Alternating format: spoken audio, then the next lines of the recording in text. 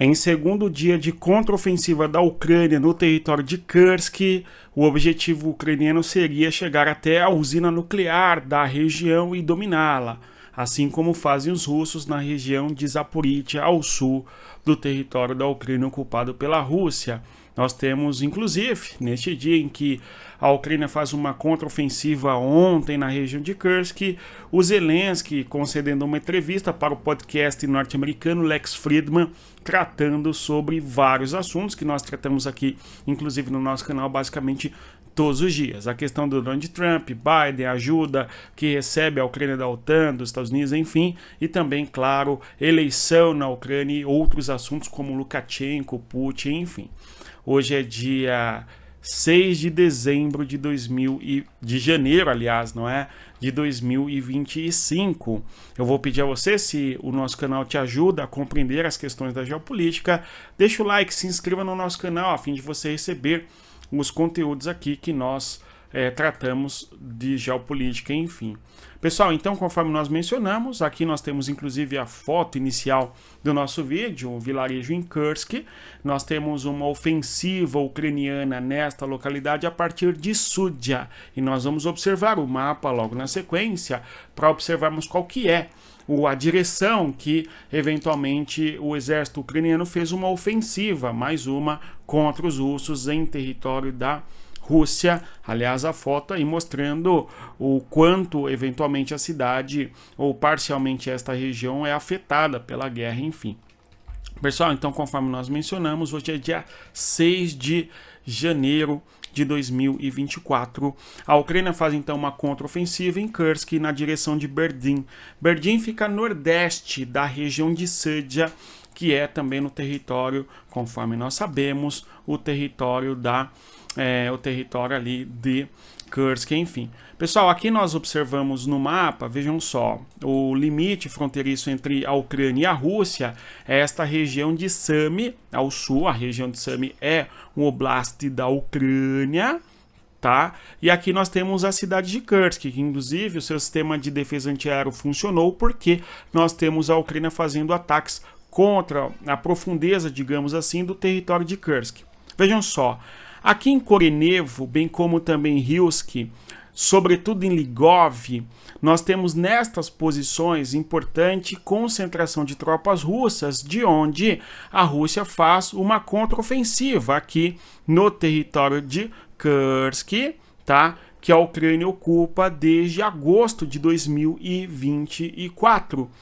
Nós temos, inclusive, nos últimos dias, a Ucrânia buscando fazer ataques contra estas regiões aqui, ó, a região de Korenevo e também, sobretudo, a região de Ligov. Aliás, inclusive, a gente viu nos últimos dias a Ucrânia fazendo um ataque contra o interior do território de Kursk, atingindo ali um quartel-general. Nós tratamos deste assunto aqui no nosso canal à medida que este evento ocorria. Ou seja, o que nos fica bastante claro é que a Ucrânia busca fazer ataques aéreos com drones e mísseis na retaguarda russa, digamos, de onde a Rússia faz uma contraofensiva. E à medida que a Ucrânia consegue eventualmente atingir alvos militares e equipamentos russos, enfim, nesta região do interior do território da Ucrânia, da Rússia, aliás, eventualmente a Ucrânia enfraqueceria posições militares russas aí para avançar. Pelo menos esta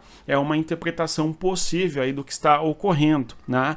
Então nós temos ontem, dia 5 de janeiro, a Ucrânia fazendo uma ofensiva na direção nordeste, sobretudo nesta direção aqui, ó, onde indica esta seta agora na cor vermelha. Nós vemos aqui as marcas, não é, que o mapa nos traz dos confrontos, enfim. Então nós temos na direção nordeste, a partir de Sudzha, uma contraofensiva ucraniana dentro do território de Kursk. Vale lembrar que a Ucrânia já dominou no passado toda esta região aqui, ó, do território da Rússia, mas houve uma contraofensiva russa. Esta contraofensiva, conforme nós sabemos, Inclusive, segundo acusa a Ucrânia, nessa contraofensiva que a Rússia faz em Kursk, esta contraofensiva vai contar com a presença de soldados norte-coreanos. Aliás, a Ucrânia fez 2 incursões militares no passado dentro de Kursk. Não é?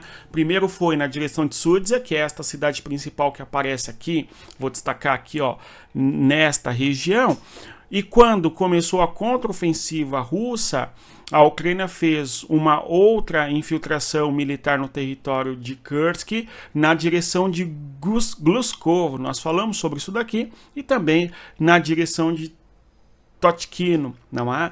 Então nós tivemos ali tentativas ucranianas de avançar sobre o território de Kursk, embora a gente assistiu também, por sua vez, a contraofensiva russa e também a Rússia conseguindo retomar parte importante do território de Kursk, enfim. Aqui, observando um dos mapas também, na sequência, mostra a direção de Nordeste, esta direção Nordeste em relação a Sudzha. Agora, a Ucrânia também fez uma ofensiva na direção de Lyubimovka, ou seja, para oeste, não somente na direção que indica esta seta, tá?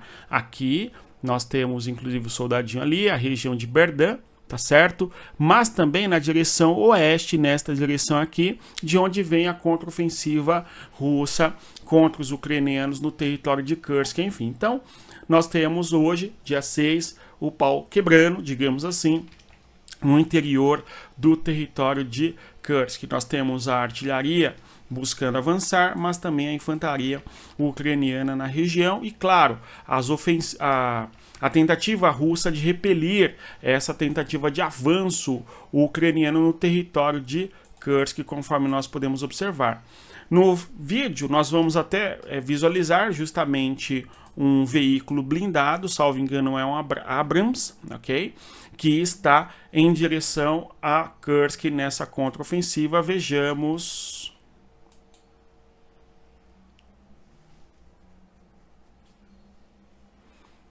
Vale lembrar que este é um veículo ocidental fornecido para a Ucrânia no seu processo de guerra contra a Rússia, tá certo? E a Ucrânia utilizou uma grande quantidade de equipamentos ocidentais na sua incursão militar contra o território de Kursk ao longo da guerra, conforme nós observamos aqui no nosso canal. Aliás, se você gosta de geopolítica, eu vou pedir a você que deixe o like, se inscreva no canal e mais ainda.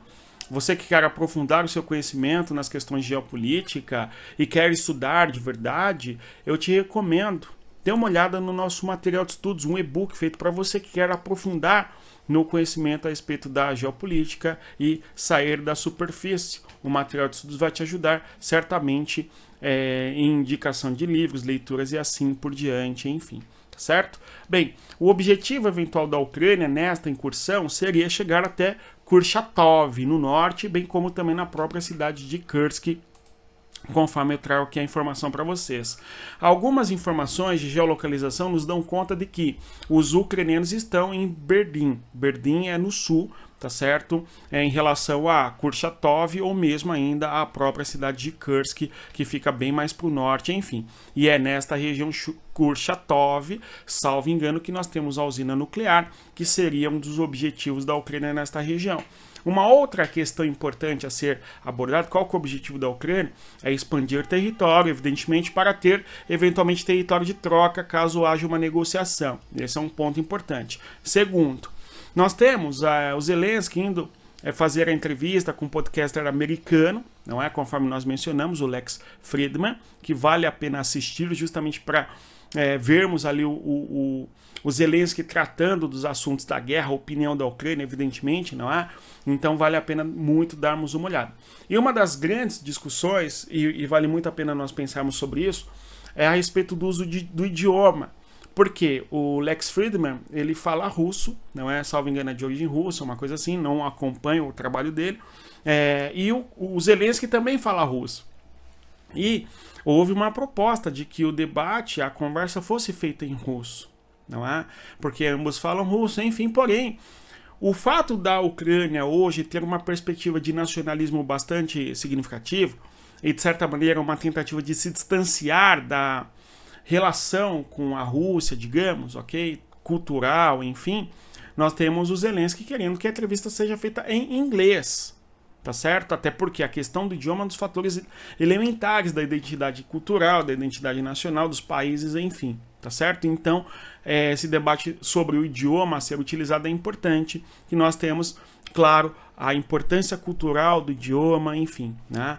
Além disso, o Lex Fridman entrevistará o Putin, pelo que nos parece, né? E eu acho que também vale a pena vermos quando ele entrevistar o Putin para termos acesso às visões do Putin, enfim. Tá bom? Se vocês acompanham em inglês, vale a pena dar uma olhada a entrevista com o Zelensky, o Lex Fridman, enfim, tá? Sobre a entrevista, antes de falar da Rússia, né?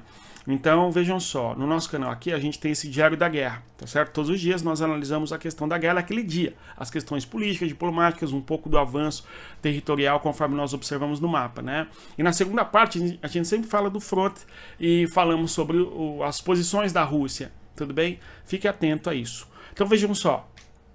Aqui nós temos a entrevista do Zelensky e o Zelensky trata de vários assuntos. Um tema muito importante é a exigência, ou pelo menos o objetivo da Ucrânia de que haja garantias de segurança, porque de nada adiantará a Ucrânia assinar um acordo de paz com a Rússia, tá? Um cessar-fogo, enfim, seja intermediado pelos Estados Unidos ou pela OTAN, enfim, que não há, e ao mesmo tempo a Ucrânia não ter garantia de paz, ou seja, a Ucrânia não ter capacidade militar de se defender, não tem nenhuma garantia que daqui a 1 ano, 2, 10 anos a Rússia não novamente faria uma incursão militar contra a Ucrânia. Tá? Então é importante que nós vejamos o Zelensky falando sobre isso mais uma vez. Garantias de segurança. Outro tema que é abordado é a questão do governo Biden.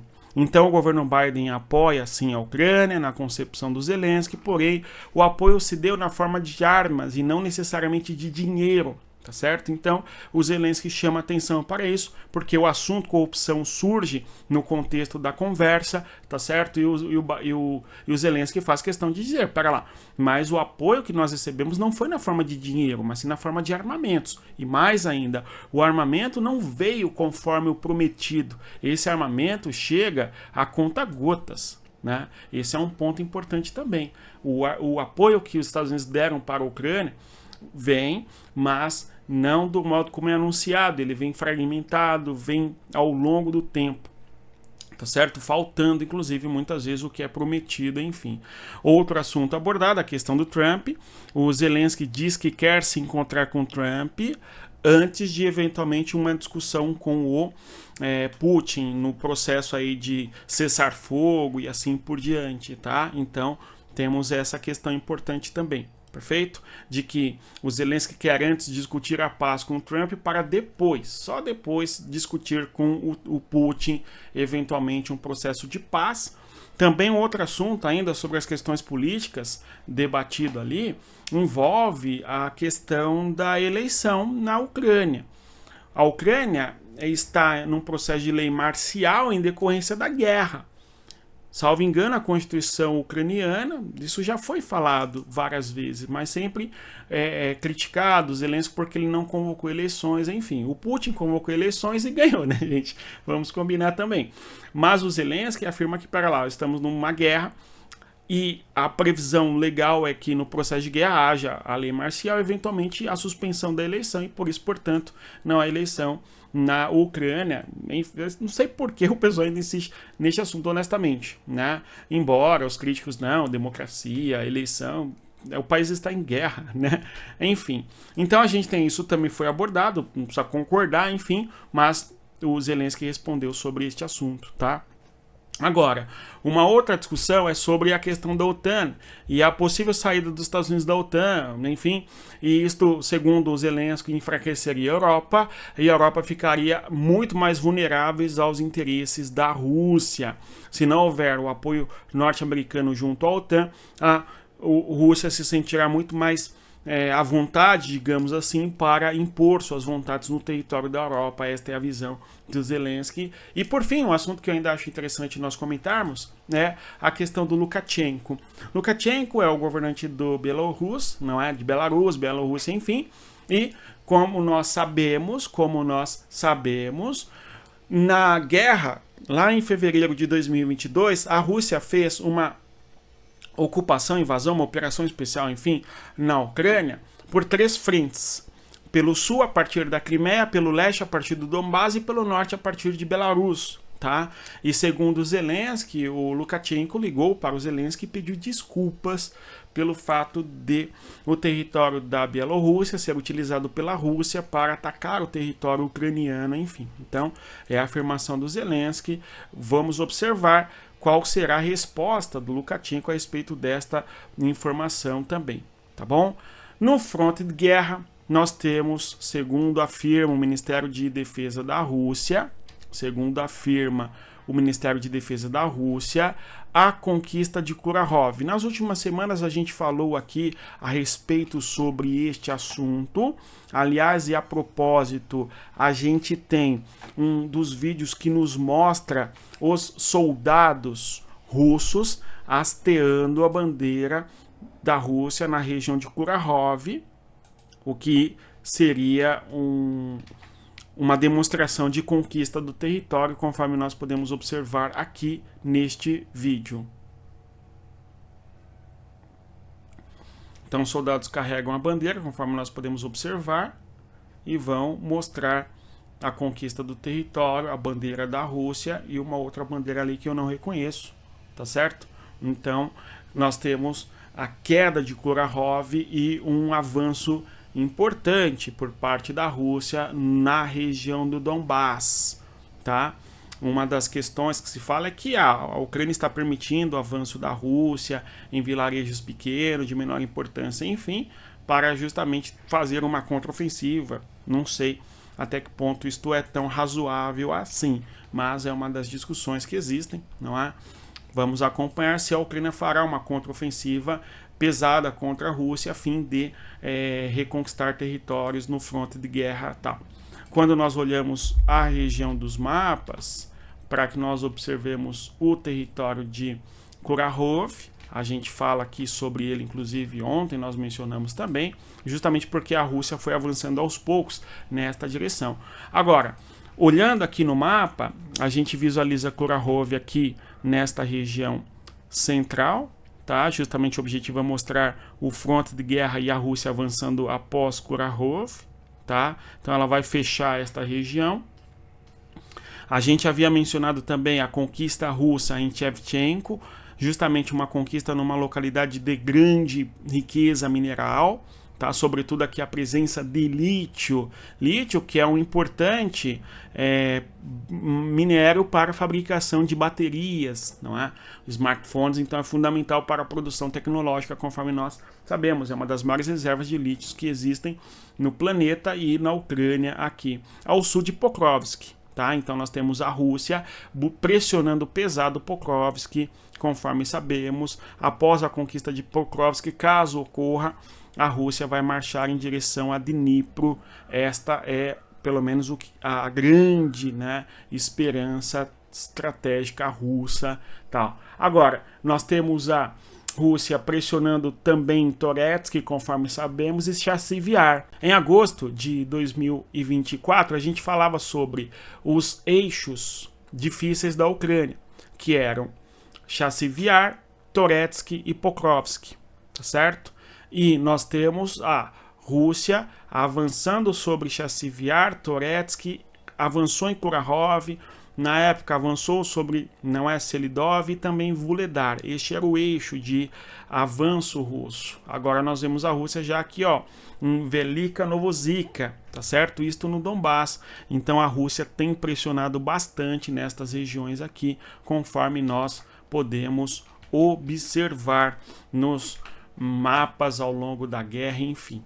A pressão sobre Pokrovsk, que a gente pode até visualizar na sequência também, aqui, conforme nós vemos a seta azul indicando, após a conquista de Pokrovsk, as direções russas aí em campo aberto, até chegar em Dnipro, lá no leste, conforme nós observamos, aliás, no oeste da Ucrânia já, não é em relação ao Donbás, enfim. Vamos continuar acompanhando, então, o fronte de guerra e assim por diante. Uma declaração que nós tratamos aqui, vale a pena nós mais uma vez citarmos, é que repercutiu não é? As declarações do Antony Blinken. Antony Blinken é o atual secretário de Estado dos Estados Unidos, é uma espécie de ministro da Defesa, enfim. E, segundo Antony Blinken, nós temos que a China quem dissuadiu a Rússia de utilizar armas nucleares, ou seja, a Rússia estaria pronta para utilizar armas nucleares, mas foi dissuadida por parte do governo da China, enfim. É uma informação que saiu no Financial Times e hoje acabou repercutindo de maneira maior esta informação. Enfim, vamos continuar acompanhando a questão da guerra entre Rússia e Ucrânia e outros assuntos de geopolítica, das questões internacionais aqui no nosso canal. No mais é isso. Se você chega até aqui, mais uma vez eu agradeço a sua presença. Eu peço a você que deixe o like, se inscreva e você quer estudar geopolítica, saber quais textos ler sobre a Guerra Fria, Oriente Médio, enfim, dê uma olhada no nosso e-book, um material feito para você aprofundar o conhecimento e sair da superfície e estudar em profundidade, enfim, as questões da política internacional. História, geografia e política, o tripé aí para entendermos a questão da geopolítica e no mais é isso. Tá certo? Vou me despedindo aqui de vocês, respeito a geografia e até mais. Tchau, pessoal.